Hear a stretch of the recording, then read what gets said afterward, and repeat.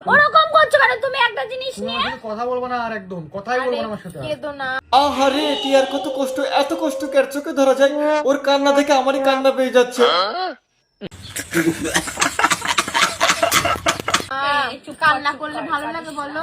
না আমি, তুমি সব সময় এমন ব্যবহারটা করো, আমি এই যে ফোনটাকে আমি ইচ্ছা করে ভাঙবো? साला ये दुख का खत्म नहीं होता बे। দিদি তোমার কিন্তু এখানে প্রতিবাদ করা দরকার, কারণ তুমি তো সোশ্যাল মিডিয়া থেকে লাখ লাখ টাকা ইনকাম করছো। তোমার ফোন ভেঙেছে, তুমি সেই টাকাতে আবার কিনে নিতে পারবা। এর জন্য এইটুকু একটা বাচ্চা মেয়েকে এত বকাবকি কিন্তু একদমই মানায় না। পুরো উঠে গেছে এই ফোনটা।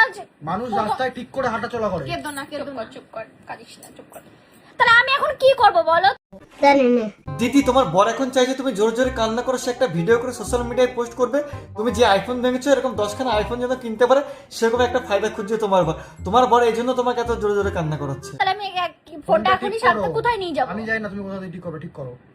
এ বাবা, তোরা ঝগড়া এত মন খারাপ করলে কি করে হয়ে যাবে? ক্যামেরার পেছনে তুমি খারাপ ব্যবহার করো সব সময়। লেকিন এক সেকেন্ড, পেছনে তুমি খারাপ ব্যবহার করো সব সময়। আজ আমরা এই ভিডিওর মাধ্যমে জানতে পারলাম যে টিয়ার বর টিয়াকে কতটা অত্যাচার করে ক্যামেরার পেছনে। টিয়া সোশ্যাল মিডিয়া থেকে লাখ লাখ টাকা ইনকাম করে দিচ্ছে, তবুও রাজের মন ভরছে না, কিছু বলার নেই। समझ रहे हो? समझ रहे हो आप? समझ रहे हो ना?